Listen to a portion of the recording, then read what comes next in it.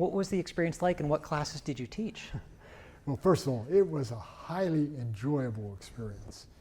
Only one graduate course per semester, and the first course was the dynamics and control of nuclear reactor systems as opposed to rockets.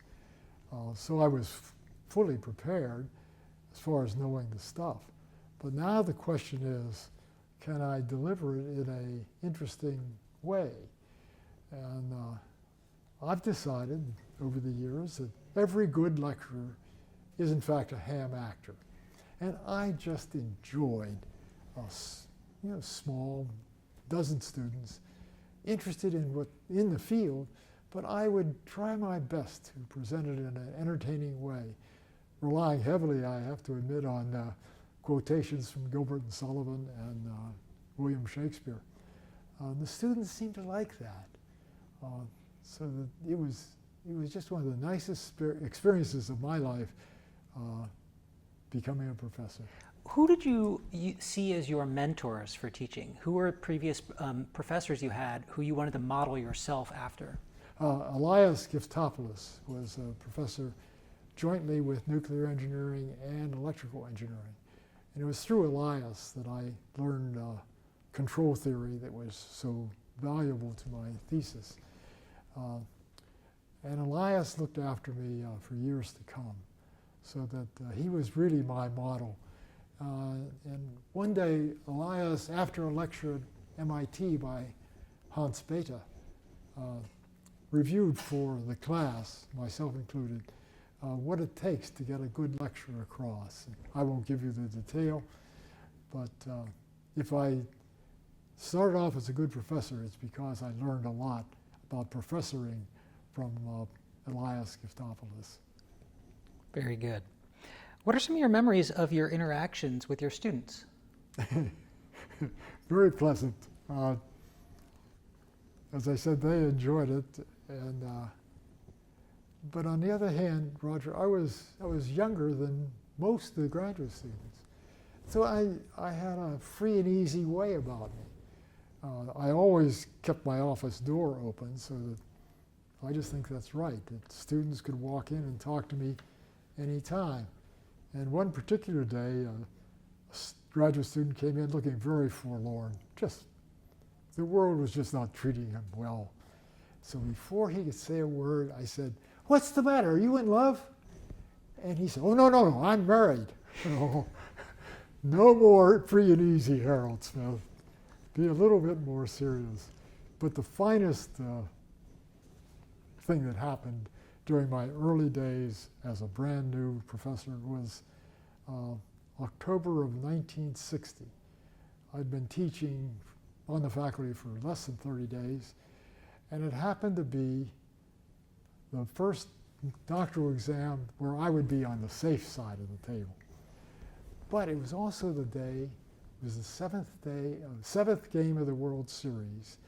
The Pittsburgh Pirates, the lowly Pittsburgh Pirates, whom I had watched lose Saturday after Saturday after Saturday, Boys Day, Forbes Field, Pittsburgh, Pennsylvania. Game 7 of the world-famous, justifiably New York Yankees. 8th inning, a catcher named Hal Smith hit a home run, tied the game. Top of the 9th, the Yankees got a home. No, it was tie going in. No, the Yankees tied it up with a home run at the top of the 9th. At that moment, Professor Pigford opened the door, or put his head in the door and said, "Harold, it's time for the doctoral exam." In fact, he said, "Professor Smith, it's time for," and I felt very good about that. I had been Mr. Smith so long that Professor Smith seemed very, very nice. But I was disappointed. Here's a baseball situation, one in a century, but I went into the examination room as I should. I sat as far down the table from the chairman as I could, and I intended to have a very low profile. In came Mr. Ian Jones, very, very fine student, Yale undergraduate. And I was still thinking about the 9th inning when I heard this voice say, Professor Smith, would you ask the first question? I was only momentarily perplexed. So I decided to take a big risk on my career. So I said, Mr. Jones, very solemnly, when you came in here, it was the bottom of the 9th inning, and the Pirates were now tied with the New York Yankees. What happened? Ian was obviously uncorked. He was prepared for statistical mechanics, nuclear physics, control theory. He was ready to go, but he certainly wasn't thinking baseball. But he had been listening to the game. So he said, Professor Smith, Bill Mazeroski hit a home run and the Pirates won. So I leaned forward, looked up the table at the chairman and said, Mr. Chairman, I have no further questions for this obviously well-prepared young man. Pigford just roared with laughter. Ian Jones relaxed, did very well, and I felt that my career had just gotten rocket launched. I was very much accepted. It put everybody at ease. That's the kind of thing that you have to, I think, interject into the classroom or the examination room, and Berkeley offered just a wonderful opportunity to do that. I want to ask about the contexts, the practicalities of teaching in 1960. Today, I think students are accustomed to having some sort of PowerPoint screen or some sort of visualization that they sometimes even animated, and microphones so that professors can be heard throughout a large lecture hall. In 1960 at Berkeley, what were the tools you used to teach? Blessedly, I lectured with a blackboard, which allows one to move around and to call attention to it without having a laser pointer at the PowerPoint. And it forced me to really know what I was going to say. There were no PowerPoint slides to guide me through it. Sure, I had notes, but it was almost a matter of pride to not look down at those notes. Even Fourier transforms I could have in my head. So I don't want to say that it was better then, but it certainly forced you to be a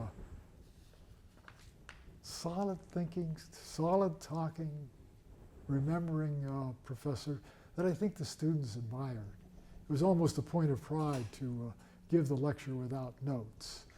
I'm not sure that's good or bad, but it was certainly different than today. And of course, it was intimate. There were a dozen students, so the exchange was always very fast. One student said, well, I was going to show why a Fourier transform shouldn't be extended to this domain. And he said, well, Professor Smith, discretion's the better part of valor. I said, good for you, Richard. Which play? He said, Henry IV. I said, very good. Which part? Part B. I said, Richard, I want to see you after class. So I asked him after class, how did you know all of that? Part B. He said, I guessed.